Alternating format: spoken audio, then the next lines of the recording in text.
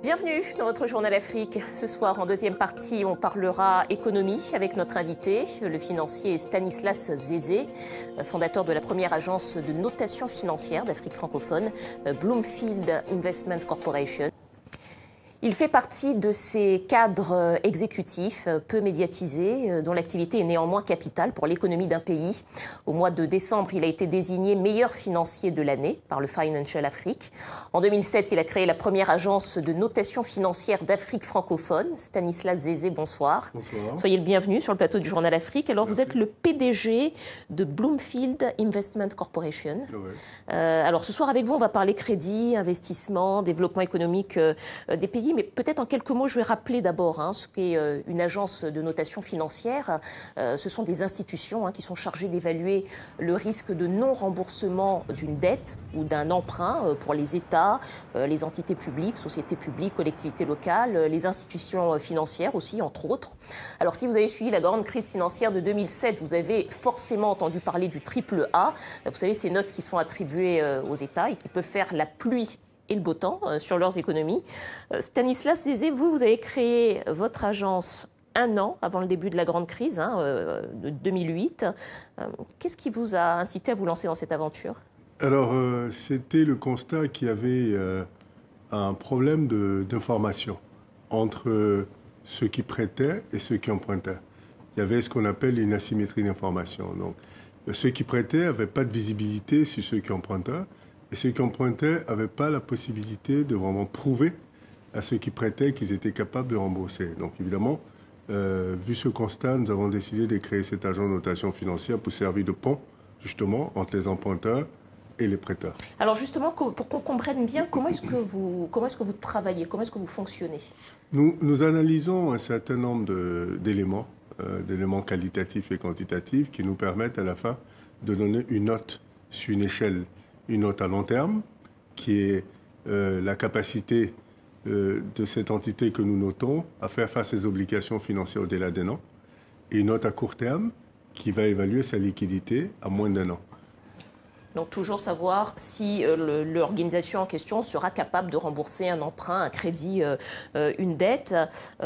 Qui demande d'ailleurs à avoir recours à vos services?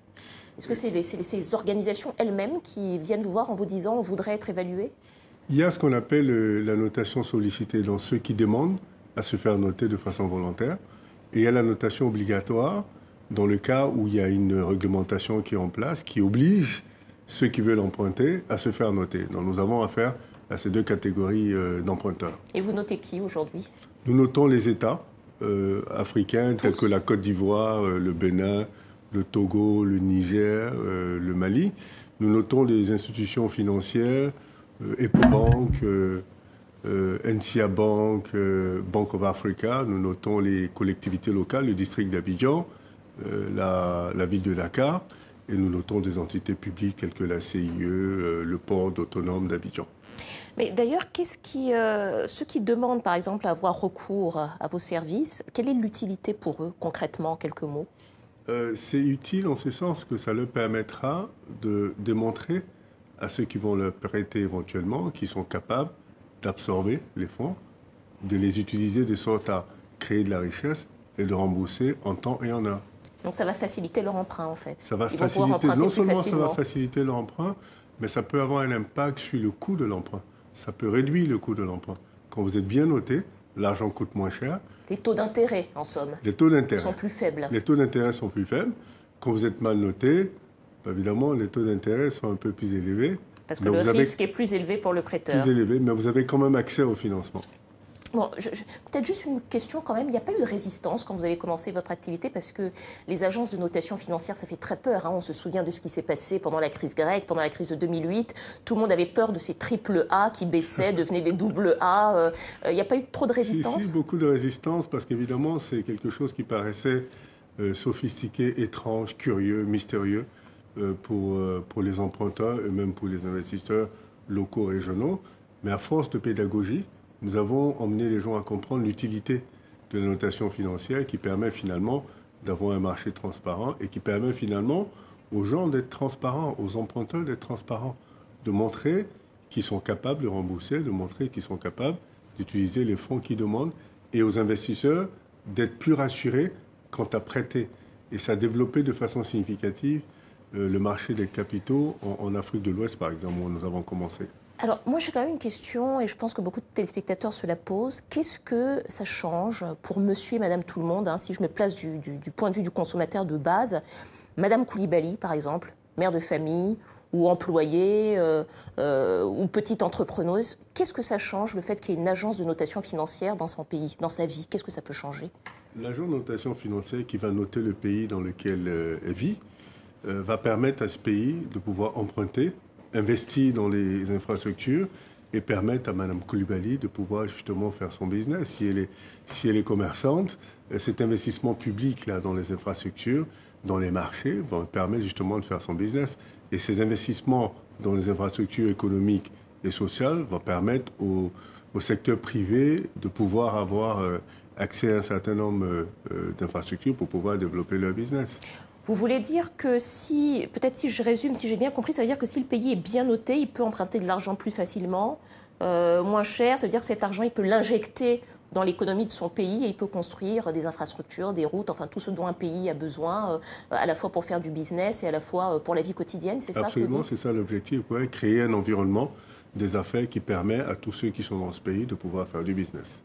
Tout ça grâce, tout ça en tout cas c'est favorisé par la notation financière. La notation financière va permettre justement au pays de pouvoir prouver à ses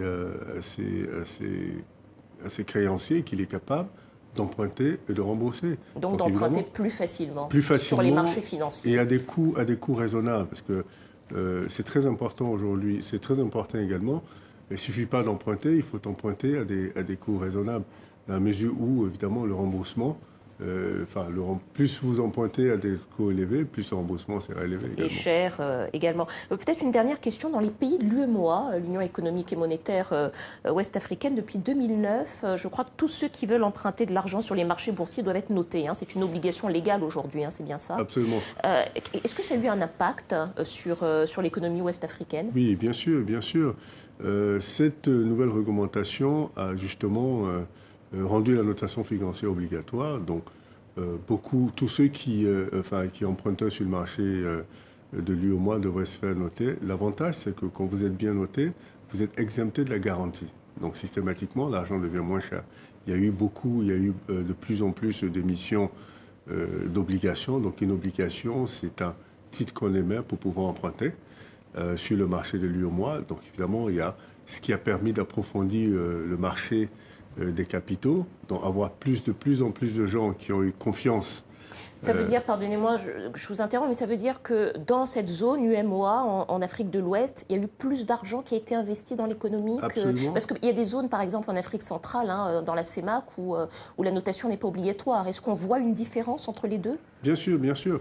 Plus d'argent a été injecté par des épargnants parce qu'il y avait une transparence et on commençait à avoir confiance aux emprunteurs, ce qui n'est pas nécessairement le cas en Afrique centrale, puisqu'il n'y a pas cette notation financière-là sur le marché des capitaux. Bon, c'est peut-être ça qui explique alors les mauvais classements parfois de la zone CEMAC dans les classements un petit peu du climat des affaires, doing business et autres. C'est comme ça. Disons qu'ils ont commencé à vouloir rectifier et devraient rentrer dans ce processus bientôt. Très bien. Merci beaucoup Stanislas Zézé, PDG de Bloomfield Investment Corporation, première agence de notation financière d'Afrique francophone. Merci d'avoir répondu à nos questions. Et c'est la fin de ce journal. Merci de votre fidélité. Je vous dis à la semaine prochaine.